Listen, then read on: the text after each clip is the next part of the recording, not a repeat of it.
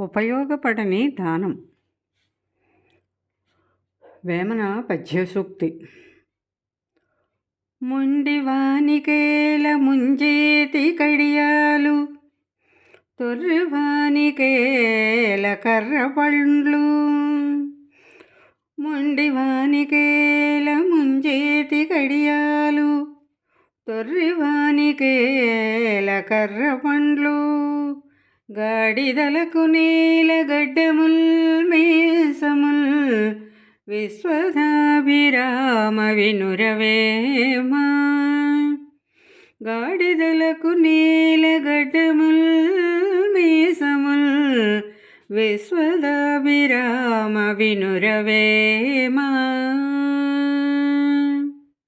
మొండివాడు అంటే చేతులు లేనటువంటి వాడు.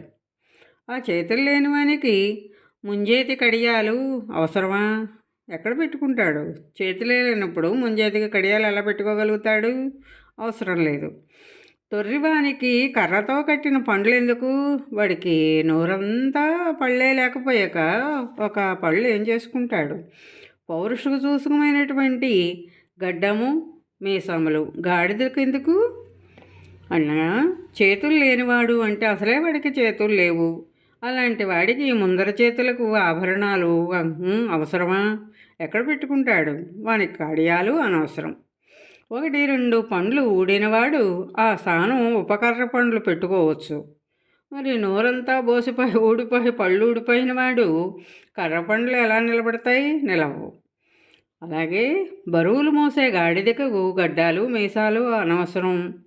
గడ్డాలు మీసాలు పౌరుష లక్షణం, పౌరుషానికి గుర్తులు. పురుష లక్షణం పౌరుషానికి గుర్తు. చాకరీ చేసేటువంటి వాడికి, అలాగే అందరి బరువులు మోస్తూ సేవలు చేసే గాడిదకు మీసాలు గడ్డాలు ఉండడం వలన గౌరవం రాదు. ఎవరికి ఏ వస్తువులు ఉపయోగపడవో వాటిని ఇవ్వడం లేదా వారు కోరుకోవడం తగదు. భాస్కరుడు.